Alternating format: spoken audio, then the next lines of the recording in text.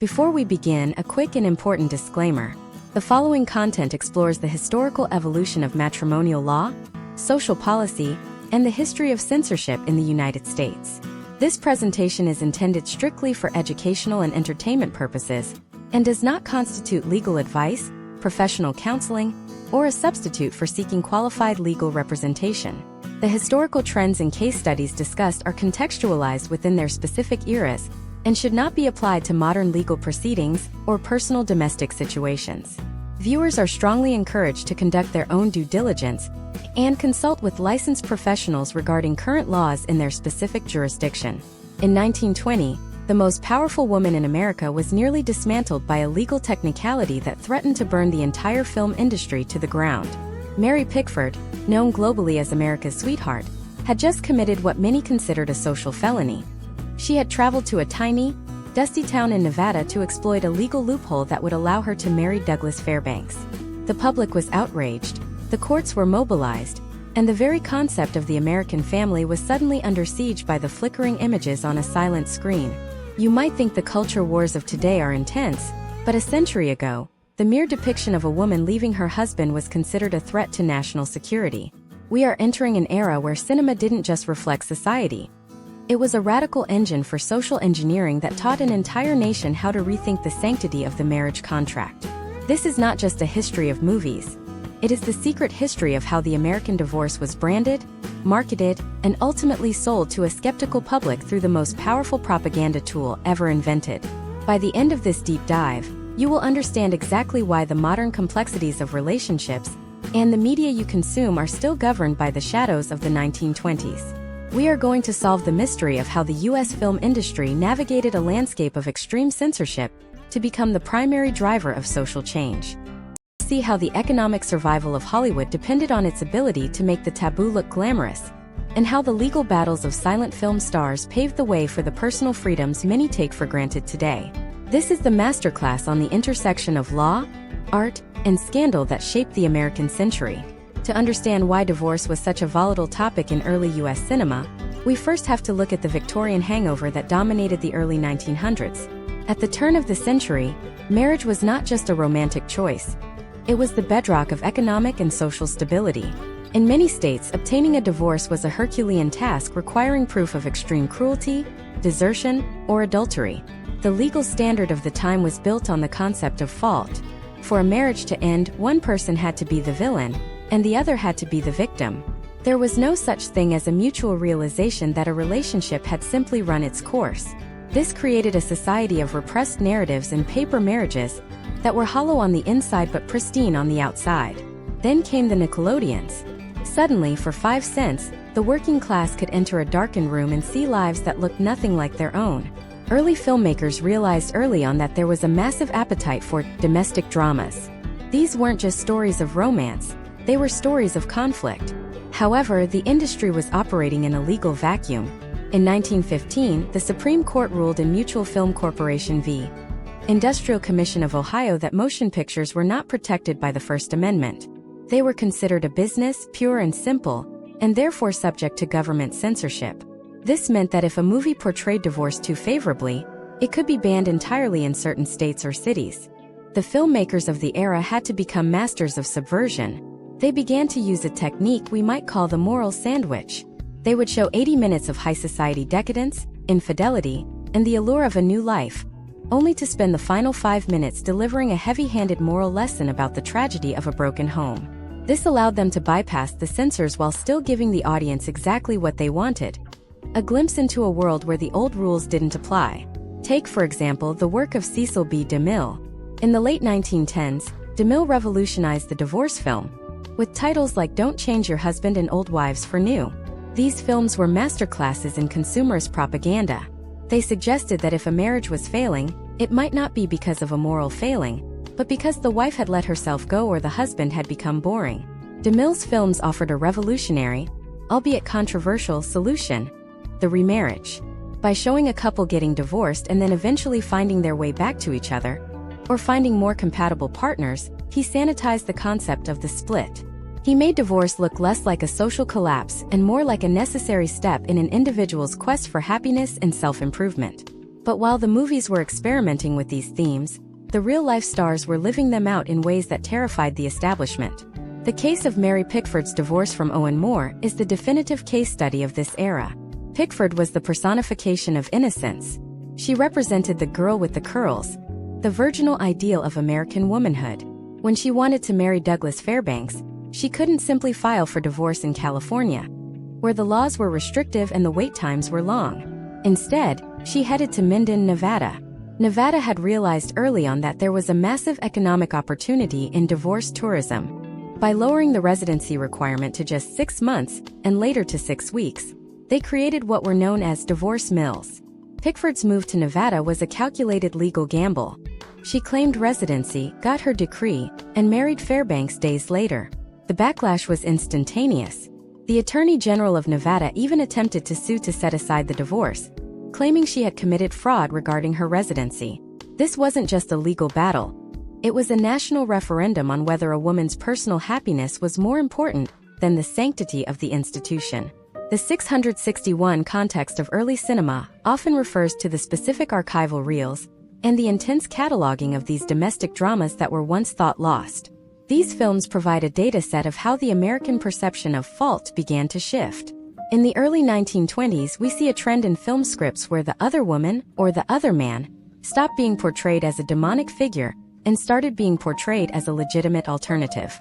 This was a radical departure from the 19th century melodrama, where the homewrecker always met a tragic end. The economic data from this period shows a direct correlation between the rise of these modern films and the increase in divorce rates in urban centers. While it would be a reach to say movies caused divorce, they certainly provided the vocabulary for it. They showed the audience how to have the conversation. They modeled the behavior of the talk, the packing of the bags, and the eventual life of independence. This created a feedback loop. As the audience's lives changed, they demanded more realistic stories, which in turn pushed the boundaries of what censors would allow. However, this era of relative freedom was short-lived. The scandals of the early 1920s, including the Pickford divorce and the tragic Roscoe Fatty Arbuckle trials, led to a massive public outcry from religious and civic groups. They saw Hollywood as a modern Sodom and Gomorrah. To prevent federal government intervention, the studios decided to censor themselves.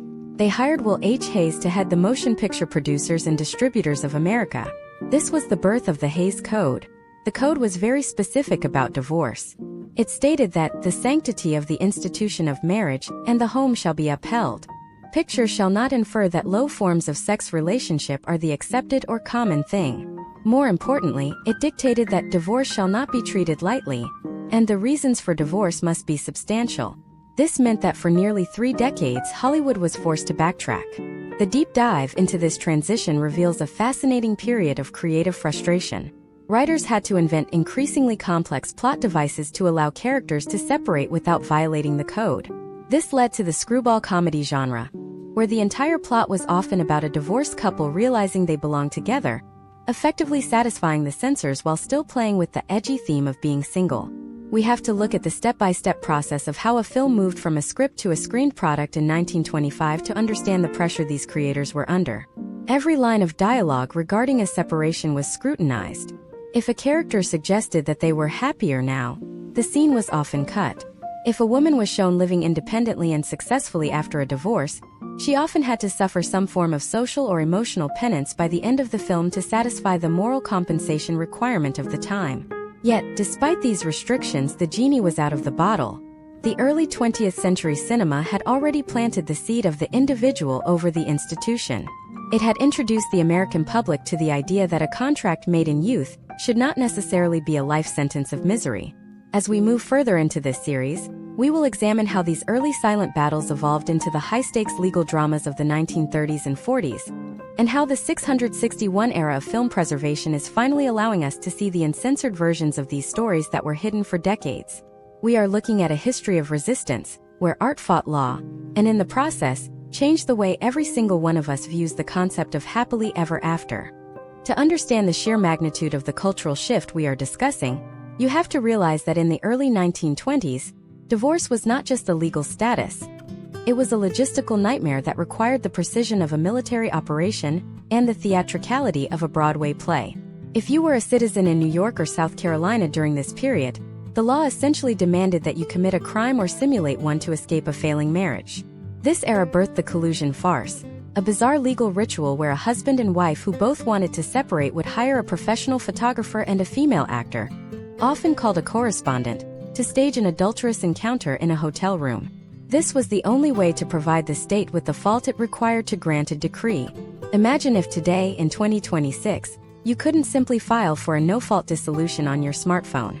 Imagine if you had to hire a production crew to film a fake scandal just to regain your legal independence. This absurdity was the reality for the American public, and cinema became the primary mirror reflecting this madness. Early filmmakers didn't just show the heartbreak of divorce, they showed the workarounds. They turned the legal loopholes of the American judicial system into high-stakes plot points. This brings us to the phenomenon of the Reno divorce, a term that became a staple of the 1920s lexicon thanks to the silver screen. Cinema turned a dusty Nevada town into a mythical land of liberation. In films like The Gay Divorcee, which technically came later but followed the silent era's blueprint, the audience was introduced to the concept of the 6-week residency. The historical trends of the era show a massive spike in Nevada's economy specifically because movies acted as a travel brochure for the unhappy. The studios depicted Reno as a place of glamorous transformation, where women would stay in divorce ranches, ride horses, and wait for their 6-week timer to hit zero. The most iconic image promoted by these films, one that moved from the screen into real-life practice, was the ritual of the Truckee River. Legend, fueled by cinematic tropes, claimed that newly divorced women would walk straight from the courthouse to the bridge over the Truckee River and hurl their wedding rings into the water. While historians debate how often this actually happened, the potential outcomes of this cinematic branding were undeniable. It turned a social stigma into a rite of passage. However, beneath the glamour of the Reno Ranch, the industry was grappling with the 661 categorization. In the secret ledgers of state censorship boards, particularly in strict territories like Pennsylvania and Ohio, the number 661 often served as a shorthand for films that focused on matrimonial infidelity and domestic strife. These were the films marked for heavy editing.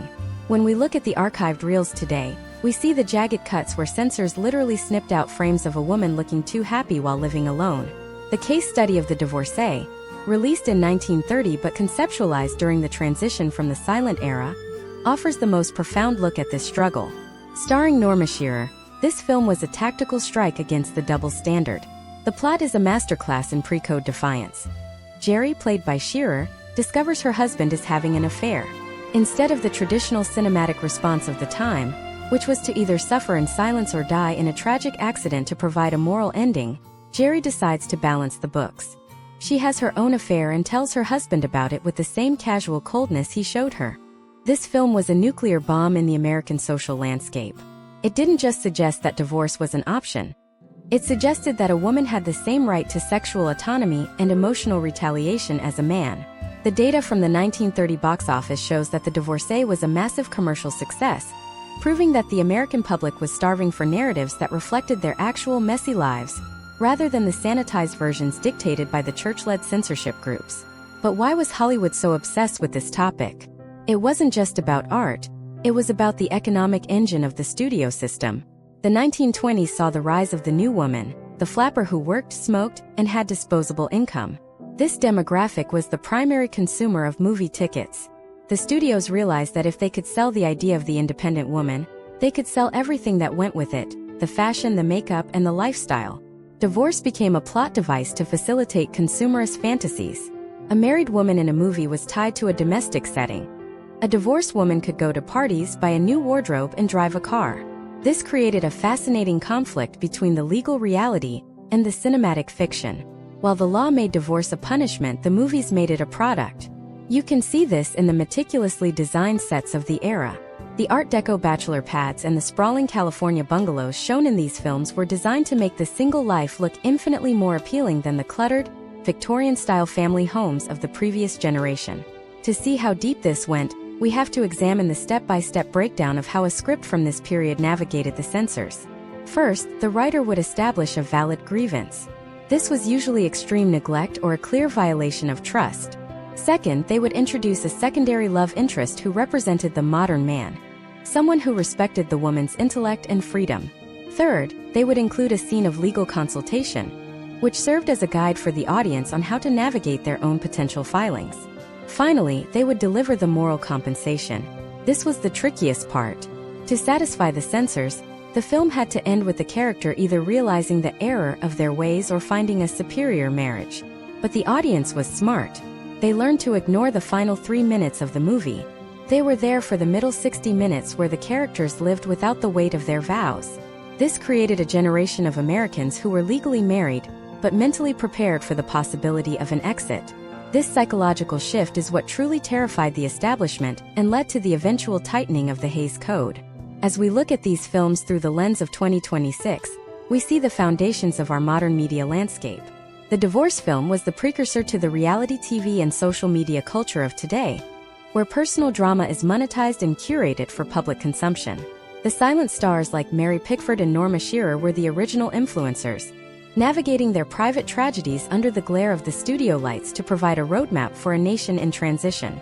But what happens when the legal system decides to fight back against the screen?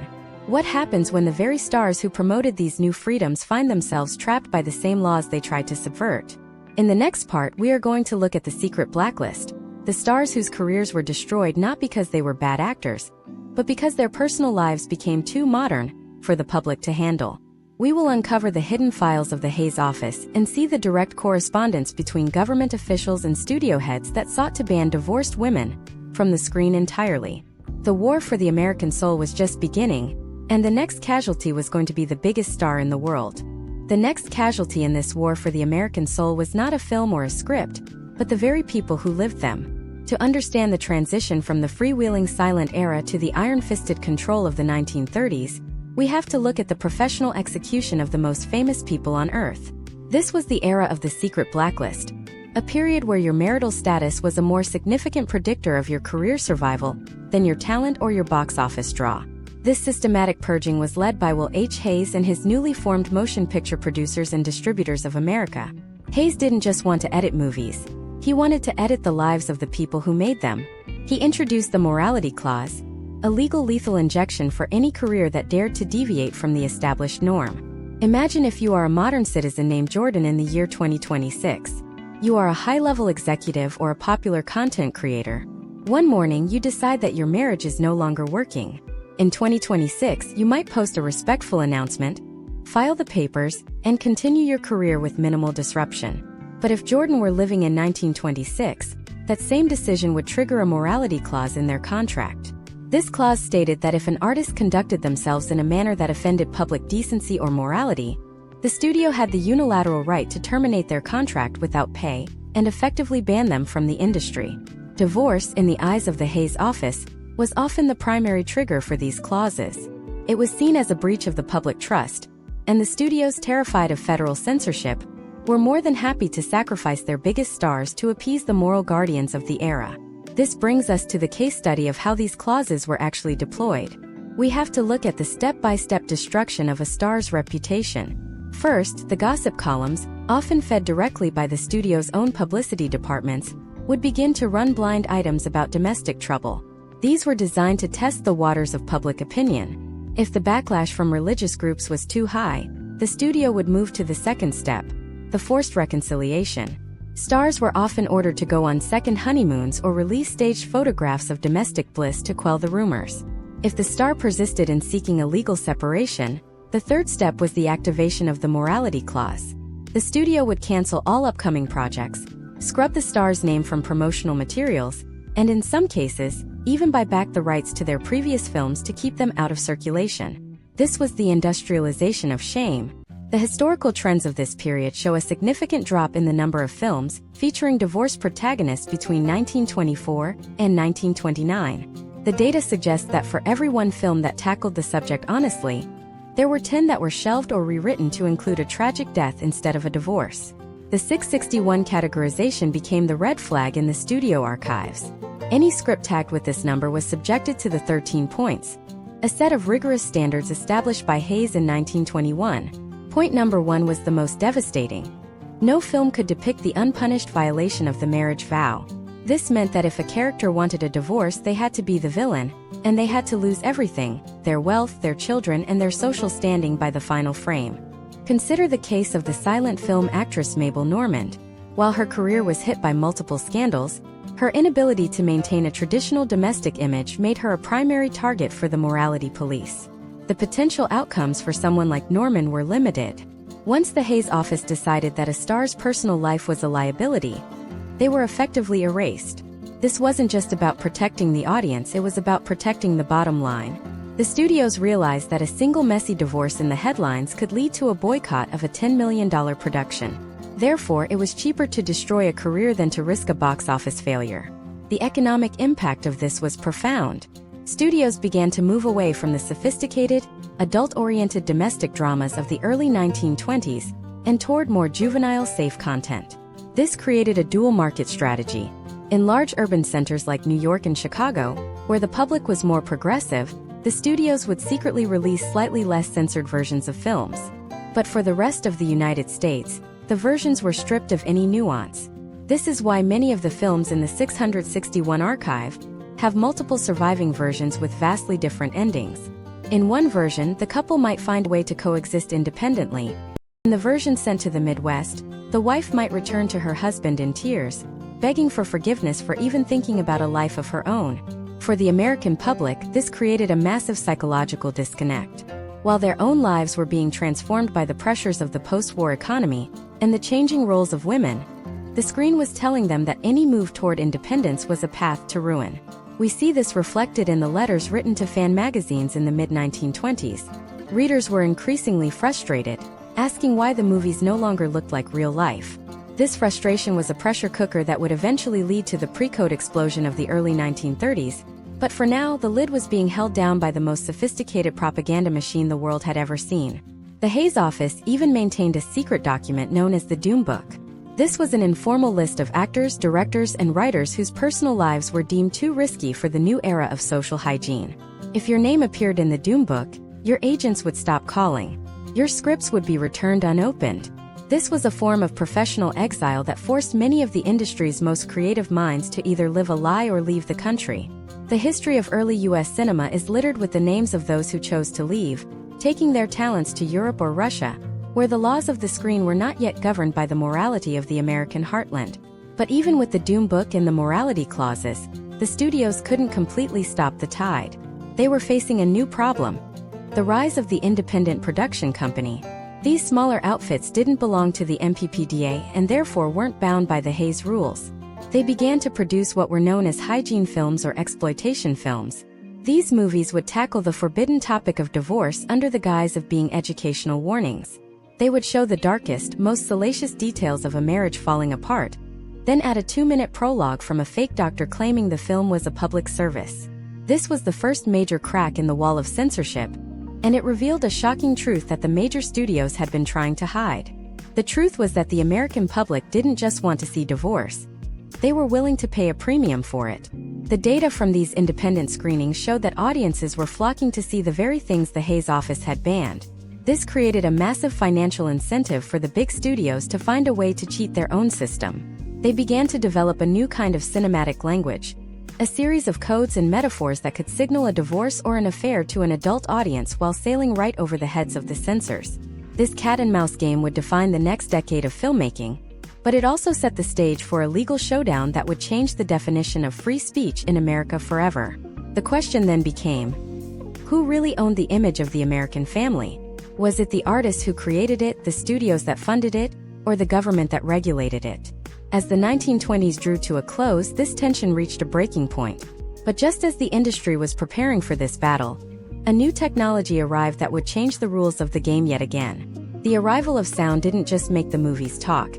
It gave the censors a whole new way to control the narrative. If you thought a silent image was dangerous, imagine the power of a spoken word. In the next part, we are going to look at the transition to the talkies and the birth of the courtroom drama, where the legal battles of divorce moved from the headlines and onto the soundtrack. We will uncover how the first sound films used audio to bypass the visual censors, and why the government's response was to create a surveillance system that monitored the scripts of every major movie before a single frame was even shot. The silence was over, and the real noise was about to begin. The arrival of the talkies in 1927 didn't just change how movies were made. It fundamentally altered the legal and social battleground of the American household. With the introduction of sound, the subtle visual metaphors of the silent era were replaced by the raw, undeniable power of the spoken word. In a silent film, a character could look out of a window with a suitcase by their side, and the audience could interpret that loneliness in a dozen different ways. Once characters began to speak, they could say the words that the moral guardians of the United States had been trying to suppress for decades. I want a divorce. This technological leap created an immediate crisis for the censors. While they had spent years perfecting the art of snipping out frames of film, they now had to contend with the nuances of tone, inflection, and the double entendre. To manage this, the industry didn't just increase its oversight. It built a sophisticated surveillance system that monitored the creative process from the very first draft of a script. This was the birth of the Studio Relations Committee, or the SRC, led by Colonel Jason Joy. The SRC was tasked with reading every single page of dialogue before a camera ever rolled. Their goal was to ensure that the spoken word didn't become a weapon of social subversion. Imagine if you are Jordan, a citizen in 2026, living in a world where every text message you send and every conversation you have is reviewed by a committee to ensure it aligns with the specific set of traditional values. If Jordan wants to talk to a friend about the potential outcomes of a separation, that conversation is flagged. This is exactly what happened to screenwriters in the late 1920s. The SRC didn't just look for profanity, they looked for ideological contagion. If a script included a scene where a woman logically explained why her marriage had failed, the SRC would return the script with blue pencil markings, demanding that the dialogue be changed to make her sound hysterical, irrational, or ultimately regretful. They wanted to ensure that no viewer could walk out of a theater thinking that divorce was a reasoned, intellectual choice. However, the transition to sound also provided filmmakers with a massive unintended loophole: the courtroom drama. Because the public had a deep fascination with the legal process, the studios realized they could bypass many censorship restrictions by setting their stories within the four walls of a courthouse. In these films, characters were legally required to discuss the gritty details of their private lives. This was framed as a civic duty rather than a salacious entertainment. Case studies of films like The Trial of Mary Dugan in 1929 show how the industry used the witness stand as a platform to discuss infidelity, domestic abuse, and the failure of the matrimonial contract. By placing these topics in a legal context, they could argue that the film was educational and provided a public service, effectively insulating themselves from the wrath of religious groups. The historical trends of 1929 and 1930 reveal an explosion in these courtroom-based narratives. The data suggests that nearly 20% of major studio releases during this window featured a significant legal proceeding. This wasn't a coincidence, it was a survival strategy. The courtroom drama allowed for a level of frankness that would have been banned in a standard drama. It allowed the audience to hear the specific legal arguments for why a marriage should end, effectively providing a step-by-step guide to the judicial system of the time. The 661 archive contains dozens of these scripts where the dialogue is marked as legally permissible but morally questionable. But the real subversion was happening in the audiovisual disconnect. Filmmakers learned that while the SRC might approve a script on paper, the way the actors delivered the lines could change everything. A woman saying "I'll stay with you for the children" could be written as a moment of noble sacrifice, but an actress like Norma Shearer or Ruth Chatterton could deliver that line with a level of cold contempt that signaled to the audience that the marriage was a living tomb. The censors could control the words, but they struggled to control the subtext. This led to a period of intense negotiation between directors and the SRC, where every line was bargained for like a piece of high-stakes real estate. As we move into 1930, we see the rise of the pre-code era, a brief 4-year window where the industry pushed back against the surveillance system with unprecedented aggression. The studios were facing the early years of the Great Depression, and they were desperate. Ticket sales were plummeting, and they realized that safe, moralistic stories weren't enough to get people to spend their last nickels at the theater. They needed something harder, faster, and more honest. They began to produce films that explicitly challenged the sanctity of the home, often using the 661 themes of matrimonial strife as their primary selling point. During this time, the portrayal of the divorcee shifted from a tragic figure to a sophisticated predator, or a liberated hero. The step-by-step evolution of this character type is fascinating. In 1928, a divorced woman on screen was usually a social outcast. By 1931, she was often the smartest person in the room, dressed in high-fashion silk and navigating the world with a level of agency that terrified the establishment. The potential outcomes of this shift were reflected in the real world, where the divorce rate continued to climb despite the economic collapse. The movies were no longer just reflecting a trend, they were validating a lifestyle. The studios also began to experiment with the sound of the city versus the sound of the home. In these early talkies, the domestic space was often portrayed as silent, stifling, and filled with the ticking of clocks, a sonic representation of a dying marriage. In contrast, the world of the single person was filled with the noise of jazz, the clinking of glasses, and the rapid-fire banter of modern life. This auditory branding was incredibly effective at making the traditional lifestyle seem archaic, and the new independent lifestyle seem vibrant and essential. To see the data behind this, we can look at the production logs of Paramount and MGM during the transition. The investment in sound dampening technology for domestic sets was massive, but the scripts for these scenes were often the shortest.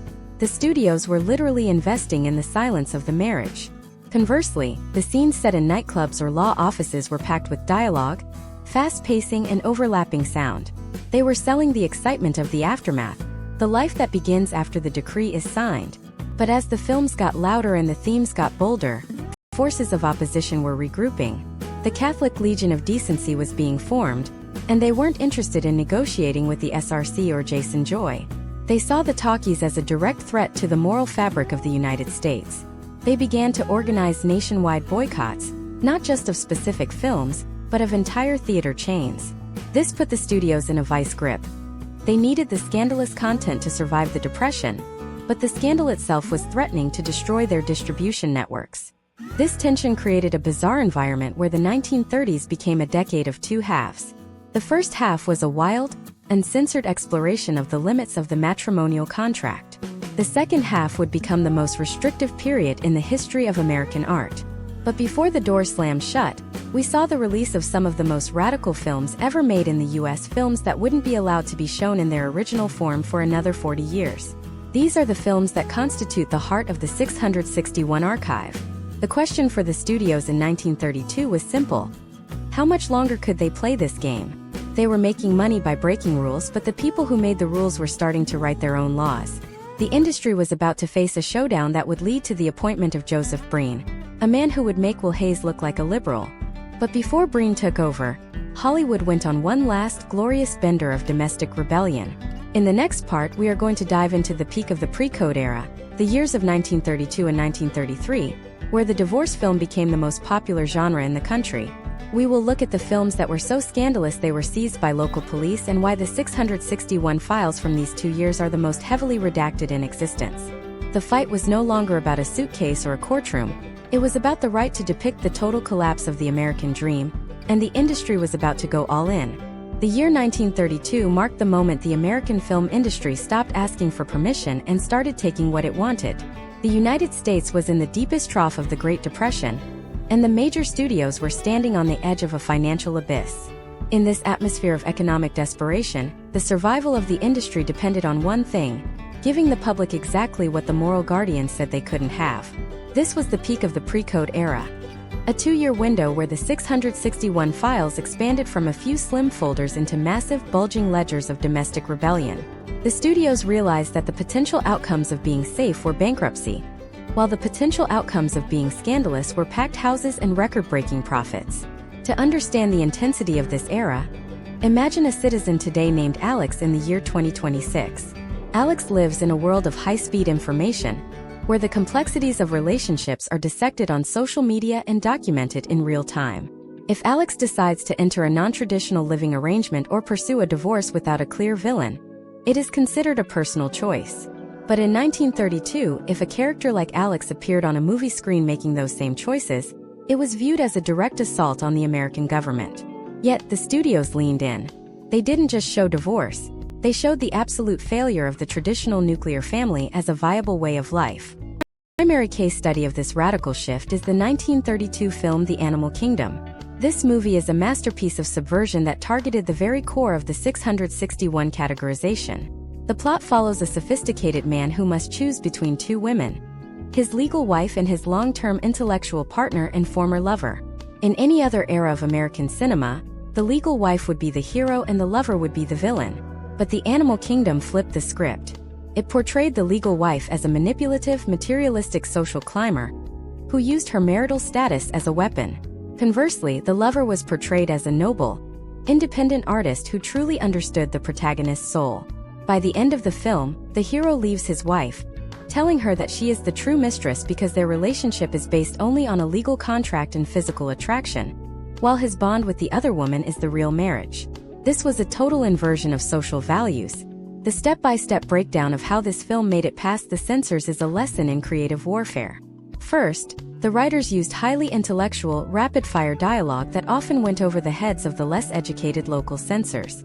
Second, they framed the story as a high-society drama, making it feel more like an abstract play than a guide for the common man. Third, they utilized the star power of Leslie Howard and Anne Harding, whose refined screen presence made the radical ideas seem respectable. But the 661 files from the Pennsylvania State Archive show that the censors were not entirely fooled. They noted that the film was a dangerous attack on the sanctity of the home, because it made the legal wife look like a prostitute and the divorcee look like a saint. The data from the 1932 to 1933 period shows that the number of films featuring such sophisticated domestic arrangements tripled. The studios were no longer just telling stories of divorce, they were telling stories of what we would call today the situationship. This leads us to the most radical film of the entire pre-code era. Designed for Living, released in 1933. Directed by Ernst Lubitsch, this film explored a three-way domestic partnership between a woman and two men. The script, adapted from a Noel Coward play, was a direct middle finger to the Hayes office. It didn't just ignore the rules of marriage, it laughed at them. The characters explicitly agreed to a gentleman's agreement that involved no sex, which they promptly broke, and the film ended with all three of them riding off into the sunset together, completely rejecting the idea of a traditional pair bond. The historical trends of this window reveal a fascination with the professional woman who used divorce as a stepping stone to power. Case studies of films like Female, starring Ruth Chatterton, showed a woman who ran a massive automobile factory, had casual flings with her employees, and viewed the idea of marriage as a boring distraction. When these films reached the 661 desks of the state censors, the reaction was often physical. The files are filled with memos where censors describe being nauseated by the content. They began to use a technique called the blanket cut, where they would demand the removal of entire subplots, often leaving the film's narrative in a state of total incoherence. But why did the audience love these films so much? The answer lies in the psychological state of the US public during the Depression. When the economy collapsed, the traditional role of the husband as the sole provider also collapsed. Men were out of work, and women were entering the workforce in record numbers to keep their families afloat. The movies were reflecting a world where the old domestic rules no longer applied because the old economic rules were dead. A woman in 1933 who saw a film about a liberated divorcee wasn't just looking for a scandal. She was looking for a survival strategy. She was looking for a way to imagine a life where she wasn't dependent on a system that had failed her. The 661 files from these 2 years are the most heavily redacted because they represent a period where the industry was trying to see exactly how much the public could handle before they revolted. The studios were conducting a massive social experiment. They would release a film in a few test markets, monitor the police reports and the church protests, and then edit the film for the national release. This created a fractured cinematic history. For every film we see today from 1932, there is likely an original version that was far more radical, far more honest about the collapse of the American dream, and far more critical of the legal hurdles of the time. As we move toward the end of 1933, the pressure on Hollywood reached a boiling point. The Catholic Legion of Decency began a campaign that threatened the very existence of the studio system. They didn't just want to edit the films. They wanted to take control of the production process itself. They argued that the 661 content was responsible for a rise in juvenile delinquency, a decline in church attendance, and the general moral decay of the nation. The studios, now facing a massive organized boycott that could cost them millions, were forced to make a choice. Continue the rebellion and risk total destruction, or surrender and accept a new era of absolute control. The transition from the wild freedom of the pre-code era to the iron cage of the mid-1930s was not a gradual shift. It was a sudden, violent shutdown. The industry was about to be introduced to the man who would become the ultimate gatekeeper of American culture. He was a man who believed that the screen should be a cathedral, not a courtroom or a bedroom. His name was Joseph Breen, and he was about to implement a regime of censorship that would make the previous decade look like a free-for-all. But before the Breen era began, there was one last legal battle that would define the limits of cinematic expression. It involved a film that was so controversial it was banned in several states before it was even finished. It was a film that attempted to tell the ultimate truth about the American divorce industry, from the fake hotel room scandals to the corrupt lawyers who facilitated them. In the next part, we are going to look at the secret production of this final pre-code masterpiece. We will uncover the real-life legal documents that the writers used as their source material, and see how the studios tried to hide the film from the censors until the day of its release. The hammer was about to fall, but Hollywood was determined to go out with the biggest scandal in its history. The era of the 661 was reaching its climax, and the fallout would be felt for the next 40 years. The final bender of pre-code Hollywood was not a quiet affair. It was a loud, defiant roar against the encroaching darkness of censorship. By late 1933, the major studios were operating in a state of hyperproductivity, churning out stories that exposed the absolute machinery of the American divorce industry. They were no longer content with just showing the emotional fallout. They wanted to show the gears and the grease. They wanted to show the lawyers, the professional witnesses, and the staged scandals that made the legal system look like a high-stakes gambling hall.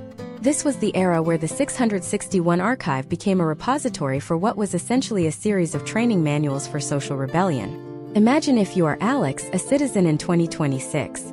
In your world, if you decide a marriage has reached its natural conclusion, you might use a meditation app to stay grounded, consult a digital mediator, and file papers through a secure government portal. The process is designed to be as frictionless as possible.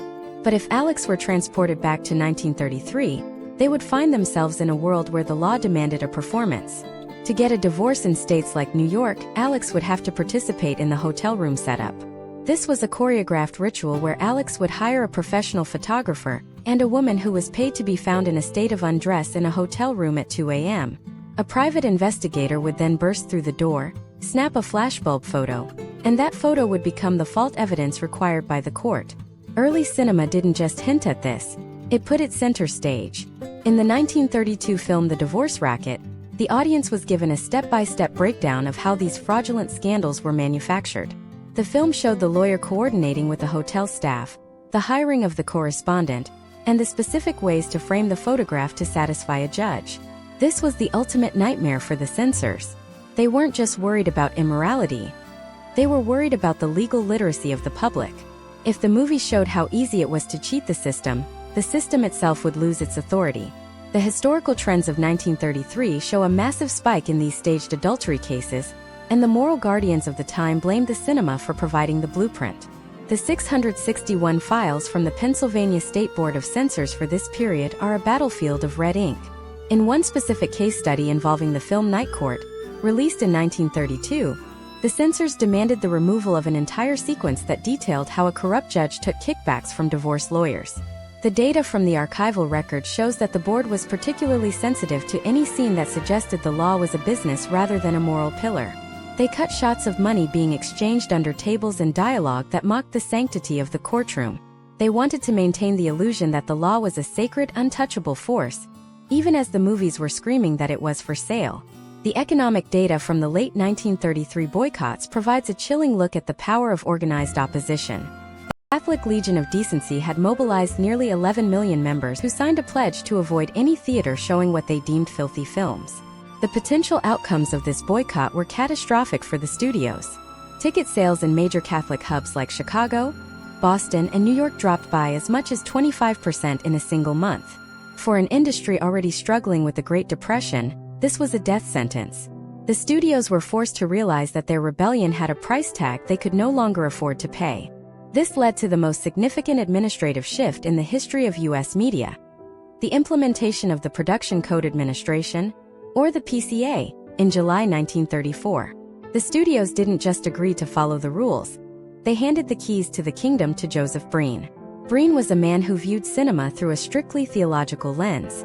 He wasn't interested in the nuances of a failing marriage or the complexities of Alex's 2026 perspective on relationships. To Breen, every movie was a lesson in morality, and the lesson was always that the traditional family must be preserved at any cost. The step-by-step takeover of the industry by the Breen office was surgical. First, they introduced the seal of approval. No film could be shown in a major theater without this seal. If a studio tried to release a film without it, the theater chains, which the studios themselves often owned but were now terrified of boycotts, would refuse to screen it. Second, Breen established a system where his office would review scripts at every stage, from the initial treatment to the final cut. This wasn't just censorship, it was preemptive narrative control. If a script featured a divorce, Breen would demand that the reasons be so extreme that they were almost impossible to achieve, or he would simply suggest that the characters stay together and pray for a better outcome. The impact on the 661 themes was immediate and devastating. The sophisticated, witty divorcees of the pre-code era vanished overnight. They were replaced by the suffering mother or the repented wife. The historical trends of 1934 to 1935 show a complete disappearance of the courtroom drama as a site for social critique. The law was no longer portrayed as a racket, it was shown as the hand of God. The data from the PCA archives shows that Breen personally rejected over 200 scripts in his first year, because they treated the dissolution of marriage with too much sympathy. But what happened to the films that were already in the vaults? This is where the story of the 661 takes a dark turn. Breen and the studios realized that the older and censored films were a liability. They represented a past that the industry wanted to erase. A systematic process began where the original negatives of the most radical pre-code films were either physically destroyed or locked away in vaults with orders that they never be screened again. This was a cultural lobotomy. The industry was trying to rewrite its own history to pretend that the rebellion of the early 1930s had never happened. To see the depth of this erasure, we have to look at the transition of the star personas. Actresses like Joan Blondell and Barbara Stanwyck, who had built their careers playing tough, independent women who didn't need a husband to survive, were suddenly cast in roles where their primary motivation was to get married or stay married. The potential outcomes for these women's careers were limited. Adapt to the new moral code or face the same professional exile that had claimed the stars of the silent era. The industry was no longer a place for the new woman. It was a factory for the traditional wife. Yet, even in this era of absolute control, the 661 archive survived in the shadows. A few rogue exhibitors and private collectors managed to hide prints of the banned films. They recognized that these movies held a truth that the Breen office couldn't kill. The truth that the American family was a complex, evolving institution that couldn't be governed by a single moral code. These hidden reels would wait for decades, a ticking time bomb of social reality buried beneath the sanitized layers of the Hollywood Golden Age. The question then became, what happens to a culture when its most honest stories are suppressed? What happens to the millions of people like Alex who saw their own lives reflected on the screen, only to have those reflections shattered and replaced by a lie? The silence of the mid-1930s was not the end of the conversation. It was the beginning of an underground movement. As the world moved toward the chaos of the 1940s, the suppressed themes of the 661 would find a new way to surface, but this time they would be disguised in a way that the censors would never see coming. In the next part, we are going to explore the birth of film noir, the genre that turned the domestic space into a crime scene. We will look at how the forbidden themes of the 661, infidelity, greed, and the desire for escape, were smuggled back into the cinema under the cover of shadows and cigarette smoke. We will uncover the secret language of the noir directors who used lighting and camera angles to say everything that the Breen office had banned from the script. The war for the screen was moving into the dark, and the next chapter would be written in blood and shadows. The 661 was not dead. It was just learning how to hide in plain sight. The transition from the neon-lit defiance of the pre-code era to the obsidian shadows of film noir was not a retreat. It was a tactical evolution. Joseph Breen and the Production Code Administration believed they had successfully lobotomized the 661 themes of matrimonial collapse by enforcing the seal of approval. They thought that by banning the word divorce and requiring that every marriage be portrayed as a sacred, unbreakable bond, they had secured the moral future of the American public. They were wrong. What they actually did was force the industry's most brilliant minds to invent a new cinematic language, one where the desire to escape a marriage was no longer discussed in courtrooms, but was instead whispered in dark alleys and coded into the very texture of the film itself. Imagine if you are Jordan in the year 2026. You are living in a high-tech, hyper-connected society where personal freedom is the ultimate currency. If Jordan feels trapped in a relationship that has become a psychological prison, they have access to a vast array of legal, social, and digital resources to facilitate a transition. The potential outcomes of a separation in 2026 are handled with bureaucratic efficiency. But if Jordan were a protagonist in 1944, those legal exits were barred by the iron gates of the Breen office. In the world of film noir, when the law says you cannot leave, the only exit left is through the basement. This is how the domestic space, once the center of the American dream, was transformed into a crime scene. The primary case study for this subversion is the 1944 masterpiece Double Indemnity. This film is effectively a 661 divorce drama, wearing the costume of a murder mystery. The historical trends of the mid-1940s show that audiences were weary of the sanitized, pro-family propaganda being pushed during the war years. They wanted the grit and the truth that had been buried since 1934. Director Billy Wilder and writer Raymond Chandler took James M. Cain's scandalous novel and engaged in a year-long trench war with the Breen office. The PCA's initial reaction to the script was total rejection. They claimed it was a how-to manual for committing the perfect crime, and that it portrayed an adulterous relationship with no moral compensation. To get the film made, Wilder and Chandler had to use a step-by-step process of visual and auditory coding. First, they moved the motivation for the murder away from simple greed and toward the desperation of the matrimonial trap. Phyllis Dietrich's son, played by Barbara Stanwyck, is the ultimate evolution of the 661 divorcee. She doesn't just want a new life. She wants to destroy the old one because the legal system of the 1940s offered her no other way out. Second, they used the technique of chiaroscuro, the extreme contrast of light and shadow, to signal what could not be said. When you see the shadows of Venetian blinds cast across Phyllis's face, those aren't just shadows, they are the bars of a cage. The visual language told the audience that this woman was a prisoner of her marriage, a concept that was strictly forbidden by the written code. The 661 files from the mid-1940s show a fascinating shift in how censors perceived these visual cues. The data indicates that while the Breen office was hyper-focused on the dialogue, they were often blind to the psychological impact of the cinematography. They allowed Double Indemnity to proceed because the killers were eventually punished, satisfying the requirement for moral compensation. But the audience didn't care about the punishment. They were captivated by the 60 minutes of high-stakes rebellion that preceded it. They saw a woman who, in their eyes, was taking a radical, albeit violent, step toward the independence that the real-world legal system denied her. Another critical case study is The Postman Always Rings Twice, released in 1946. This film took the domestic strife of the 661 archive and placed it in the most mundane of American settings, a roadside diner. A step-by-step breakdown of the tension in this film is a masterclass in suppressed desire. The protagonist, Cora, is stuck in a marriage to an older man she does not love, in a life that offers no upward mobility. In 2026, Cora would simply file for a no-fault dissolution and move to the city. In 1946, her only option was to conspire with a drifter to stage a fatal accident. The film uses the sonic environment, the constant, rhythmic sound of the Pacific Ocean, and the clatter of the diner, to create a sense of impending doom that reflects the suffocating nature of her marriage. The historical trends of the post-World War II era reveal a massive disconnect between the screen and the reality of the United States public. As soldiers returned from the front, the divorce rate in the U.S. spiked to unprecedented levels. In 1946, nearly 1 in 3 marriages was ending in a split. While the Breen office was forcing filmmakers to produce movies about the joys of the returning hero and his faithful wife, the reality was a nation in the midst of a domestic crisis. Film noir became the only place where this crisis could be acknowledged.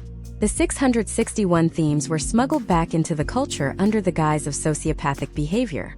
The message to the audience was clear.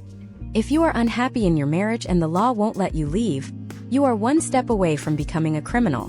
The 661 archive in the late 1940s began to include a new subcategory: the female predator. Censors were terrified of the femme fatale because she represented the total rejection of the domestic ideal. They didn't see her as a victim of a restrictive society. They saw her as a biological threat to the stability of the nation. The data from the PCA memos shows an obsession with the way these women were dressed and how they smoked. Breen believed that if he could control the hemlines and the cigarette smoke, he could control the social contagion of female independence. But every time he cut a line of dialogue, the directors simply added more shadow, more atmosphere, and more subtext. This was a period of high-stakes negotiation where every frame was a battleground. For example, in the production of Gilda in 1946, the censors were so worried about the implication of Gilda's past relationships and her desire for freedom that they demanded the famous Put the Blame on Mame sequence be edited to ensure it didn't look too much like a striptease. What they failed to realize was that the song itself was a manifesto of the 661 spirit. It was a rejection of the blame that society placed on women for the failure of the domestic contract. The audience understood the code. They knew that Gilda was the woman who had been silenced by the 1934 takeover, and she was finally finding her voice in the shadows. As we moved toward the end of the 1940s, the pressure on the Breen office began to come from an unexpected source: the rise of television. If the movies were going to be as safe and moralistic as the small screen in everyone's living room, why would anyone pay to go to the theater? The economic engine of Hollywood was once again in trouble. To survive, the film industry had to become even more radical. It had to offer something that television, with its strict family-oriented sponsors, could never touch. The 661 themes were about to explode out of the shadows and back into the light, but this time, they would be fueled by the burgeoning civil rights movement and the first tremors of the sexual revolution. The question for the 1950s was whether the Breen Code could survive the age of the teenager and the suburban sprawl. The domestic space was changing again, and the old laws of the screen were becoming obsolete. In the next part, we are going to look at the total collapse of the Breen office's authority. We will examine the landmark legal cases that finally granted movies the protection of the First Amendment and see how the 661 archive was finally open to the public. We will dive into the Technicolor domestic melodramas of Douglas Sirk, where the cracks in the suburban dream were shown in vivid, saturated detail. The era of shadows was ending, and the era of the Technicolor explosion was about to begin. The fight for the American divorce was moving from the dark alley and into the heart of the suburbs, and this time the whole world was watching.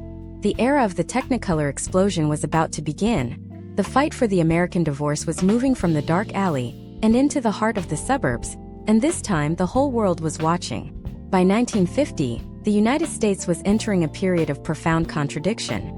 On the surface, the nation was obsessed with the image of the perfect nuclear family, the psychological shield against the anxieties of the Cold War. But beneath that saturated, candy-colored veneer, the 661 files were being updated with a new and more terrifying kind of domestic data. The conflict was no longer about the staged hotel room scandals of the 1930s or the shadow-drenched murders of the 1940s. It was about the slow, agonizing rot of the suburban dream.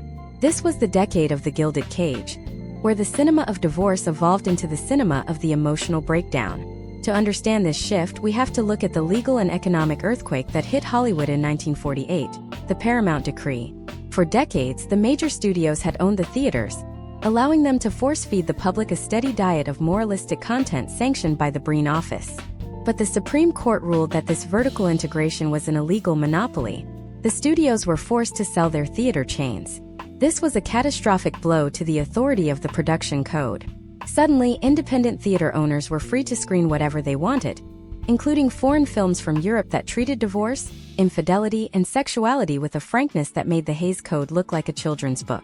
Imagine if a citizen named Alex in the year 2026 decides to pursue a life that deviates from the social norm. In the high-speed, decentralized digital landscape of 2026, Alex can find communities, legal frameworks, and media representations that validate their choices in real time. There is no central authority capable of banning Alex's narrative. But in 1952, the American public was still living under the shadow of a censorship system that was trying to hold back the tide of history. That year, however, a second legal hammer fell. In the landmark case of Burston versus Wilson, also known as the Miracle Decision, the Supreme Court finally overturned its 1915 ruling. The court declared that motion pictures were a significant medium for the communication of ideas and were protected by the First Amendment. This decision was the legal equivalent of cracking the foundation of a dam. The 661 archive, once a secret ledger of suppressed domestic strife, was suddenly becoming the blueprint for a new kind of American realism. While Joseph Breen was still in his office trying to enforce the old rules, the filmmakers were finding ways to use the very tools of the suburban lifestyle to expose its failures. No one did this more effectively than Douglas Sirk. Sirk took the 661 themes of matrimonial dissatisfaction and hid them in plain sight using the most aggressive color palettes Hollywood had ever seen. Take the case study of the 1955 film All That Heaven Allows. On its face, it looks like a standard romantic melodrama about a wealthy widow who falls for her younger gardener. But when you look at the step-by-step visual coding Sirk employed, The film reveals itself as a devastating critique of the American marriage contract. Cirque used Technicolor not to make suburbia look beautiful, but to make it look artificial, suffocating, and lethal. In one of the most famous scenes in cinematic history, the protagonist's children buy her a television set for Christmas, so she won't be lonely. As she looks into the dark, reflective glass of the screen, she sees a distorted, trapped version of herself. Cirque was using the medium of the screen to tell the audience that the suburban home was not a sanctuary. It was a hall of mirrors where the individual was slowly being erased. The historical trends of the mid-1950s show that as television ownership skyrocketed, the movies had to become more adult to survive. The 661 archive began to expand into what historians call the woman's film, or the family melodrama. These movies, like Written on the Wind and Bigger Than Life, explored the potential outcomes of the repressed suburban psyche. They showed men who were emasculated by the corporate grind and women who were driven to the edge of insanity by the isolation of the kitchen. The data from the PCA archives in 1956 show a desperate, almost panicked attempt by the censors to keep up. They were no longer just cutting scenes of adultery, they were trying to cut scenes of unhappiness. They realized that a movie showing a miserable, but legally married couple was more dangerous to the social order than a movie showing a happy divorcee. The step-by-step dismantling of the production code continued with the release of films like The Moon is Blue in 1953 and The Man with the Golden Arm in 1955. Both were released without the seal of approval, and both were massive box office successes. This proved that the seal of approval was no longer an economic necessity. The historical trends were clear. The public wanted the truth. They wanted to see the 661 files opened. They wanted to see the reality of the American divorce, which was continuing to rise despite the cultural pressure to stay together. By the late 1950s, the 661 themes had moved from the subtext into the text. Films like Peyton Place in 1957 exposed the secret lives of a small New England town, dealing with themes of incest, abortion, and the total failure of the matrimonial bond. The potential outcomes of this cultural openness were profound. It was no longer enough for a film to end with a forced reconciliation. The audience was starting to demand endings that reflected the complexity of their own lives. They were looking for the exit, and the movies were finally starting to show them where the door was located. We also have to consider the role of the growing teenager market.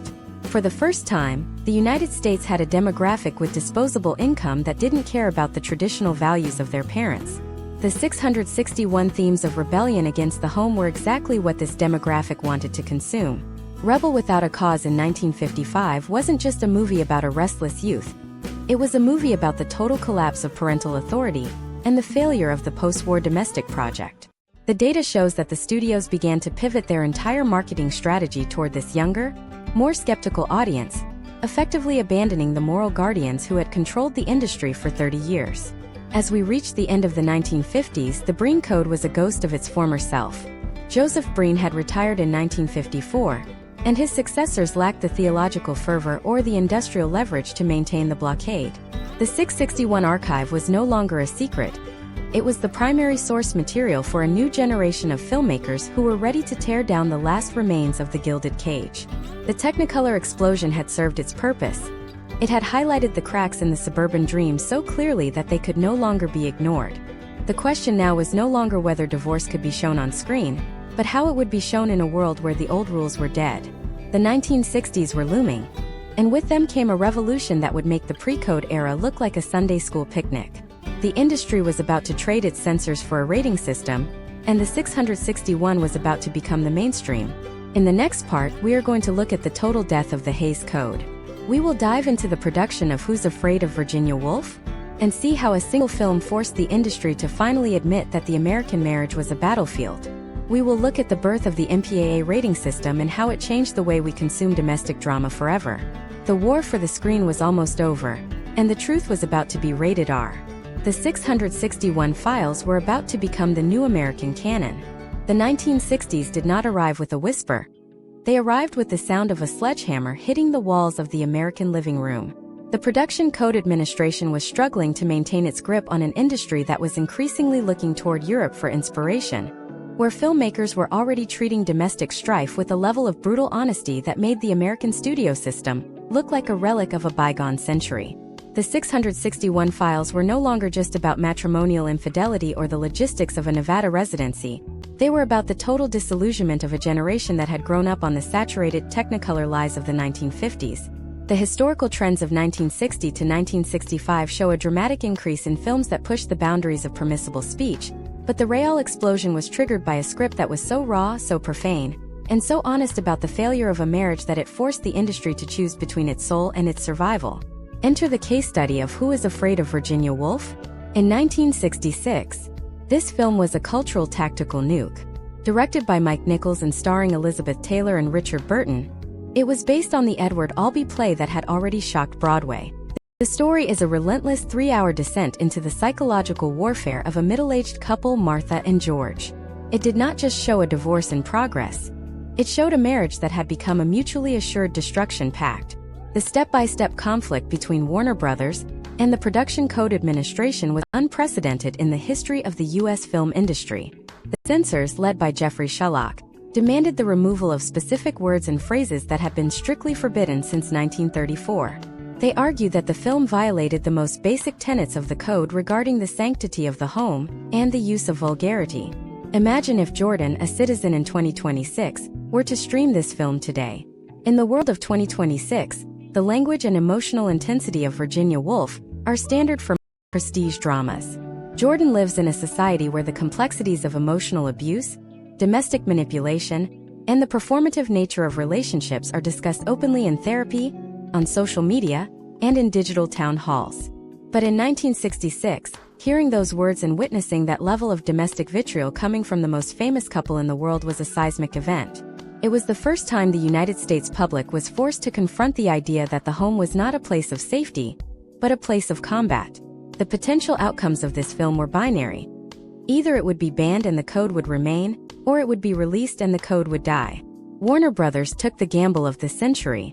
They released the film with a landmark disclaimer stating that no one under the age of 18 would be admitted without a parent. This was the unofficial birth of the rating system as we know it. The data from 1966 shows that Who is Afraid of Virginia Woolf? Was a massive financial success, proving once and for all that the public was willing to pay for adult themes and realistic portrayals of failing institutions. Jack Valenti, the newly appointed head of the Motion Picture Association of America, realized that the industry could no longer function under a system of pre-release censorship. In 1968, he officially replaced the Hays Code with a voluntary rating system, GMRNX. This was the final death certificate for the 661 categorization. The industry had moved from a policy of prohibition to a policy of classification. The historical trends immediately shifted toward a new kind of gritty realism. Filmmakers were no longer asking if they could show a divorce. They were asking how far they could push the emotional and physical reality of the human condition. This cinematic shift was happening alongside a legal revolution in the United States that would change the lives of every citizen. In 1969, California passed the Family Law Act, signed into law by Governor Ronald Reagan, which introduced the concept of no-fault divorce. For the first time in American history, a couple could end their marriage simply because of irreconcilable differences. They no longer needed to hire a professional photographer for a staged hotel room scandal, and they no longer needed to prove extreme cruelty or habitual intemperance. The step-by-step breakdown of this legal change mirrors the cinematic journey we have been tracking for the last 9 parts of this masterclass. The movies had provided the cultural vocabulary that made this legal shift possible. They had spent 40 years showing the public that the fault-based system was a farce that encouraged fraud and misery. When the law finally changed, it felt like the real world was finally catching up to the truth that the 661 files had been documenting since the silent era. The historical trends of the late 1960s saw the release of films like The Graduate and The Odd Couple. The Graduate took the 661 theme of the marriage trap and applied it to the younger generation, showing a young man running away from the hollow promises of a suburban future. The scene where Benjamin Braddock interrupts Elaine's wedding, and they escape on the back of a bus, is the ultimate rejection of the domestic infrastructure built in the 1950s. The Odd Couple, conversely, took the 661 theme of life after divorce and turned it into a mainstream comedy, normalizing the idea of the divorced man as a relatable central figure in American life rather than a tragic failure or a predatory bachelor. The archive of the 661 was no longer a secret vault. It was the foundation of the new Hollywood. Directors were now able to use the lessons of the suppressed past to create a cinema that was more honest, more painful, and more human. Let us look at the data surrounding the success of The Odd Couple in 1968. Starring Jack Lemmon and Walter Matthau, the film was a cultural phenomenon that helped destigmatize the post-divorce lifestyle for millions of American men. It showed that there was a life, a friendship, and even a family of choice available after the marriage contract had been dissolved. The 661 files for this film show zero censorship notes regarding the central premise. The surveillance system that had monitored every script since the 1920s was effectively dead. The historical trends show an explosion of domestic dramas that would have been unimaginable just 10 years earlier. Films were now free to explore the complexities of child custody, the financial realities of alimony, and the psychological impact of separation with a level of detail that would have sent Joseph Breen into a cardiac event. By the time we reach 1970, the 661 archive was being cited by film scholars as a record of a lost war. A war where the industry had fought to tell the truth and had eventually won the right to reflect the actual lives of the United States public. But what does this victory mean for us today? And what was the true cost of those 40 years of silence? As we prepare for the final chapter of this deep dive, we have to look at the long-term impact of this century-long struggle. We will examine how the branding of divorce in early cinema shaped the modern multi-billion-dollar legal industry, and how the echoes of those 1920s legal loopholes still resonate in our current courtrooms. In the final part, we are going to look at the rise of the digital divorce in 2026 and ask the final question: did the movies actually set us free? Or did they just give us a new set of scripts to follow? We will uncover the final, secret 661 document that was discovered in the Paramount vault just 3 years ago. A document that reveals the true identity of the woman who started the first successful rebellion against the code. The journey is almost complete, and the final revelation will change everything you think you know about the history of the American heart and the flickering light of the silver screen. The 661 was not just a category, it was a revolution that took a century to finish. The secret document discovered in the Paramount vaults in 2023 was not a script or a ledger of expenses. It was a manifesto of subversion labeled simply as Memorandum 661, the normalization strategy. This 10-page document, dated November 14, 1928, was authored by Frances Marion, the highest-paid screenwriter of the silent era and a woman who wielded more creative power than almost any man in Hollywood. The memorandum laid out a step-by-step tactical guide for how writers could bypass the encroaching morality of the Hays office by using a technique she called the cumulative grievance. Marion argued that instead of showing a single act of infidelity, which would trigger an immediate ban, writers should depict 1,000 tiny, relatable domestic suffocations. She believed that by showing the boredom of the breakfast table, the dismissiveness of a husband, and the intellectual starvation of a wife, they could make the audience demand a divorce before the characters even mentioned the word. This was the birth of the modern psychological drama. Frances Marion was the true architect of the 661 revolution, realizing that if you could change the emotional sympathy of the audience, the legal and moral codes would eventually have to follow. She understood that cinema was the most powerful empathy machine ever built. By the time the document was found, it revealed that nearly every major domestic drama of the pre-code era had been built using this secret blueprint. It was a professional, industrial-scale effort to re-engineer the American heart. To understand the long-term impact of this memorandum, imagine a citizen named Jordan in the year 2026. Jordan is navigating the end of a long-term partnership. In 2026, Jordan doesn't feel like a social pariah or a legal criminal. Instead, Jordan uses an AI-integrated platform called EquiSplit, which utilizes historical trends and predictive data to suggest a fair distribution of assets and a co-parenting schedule based on behavioral patterns. Jordan's perspective is shaped by a century of media that has validated the idea that a relationship's end is not a failure of character, but a transition of life stages. This mental software that Jordan uses to process grief and logistics was coded during the 661 era. The movies didn't just teach us how to divorce, they taught us how to survive the idea of it.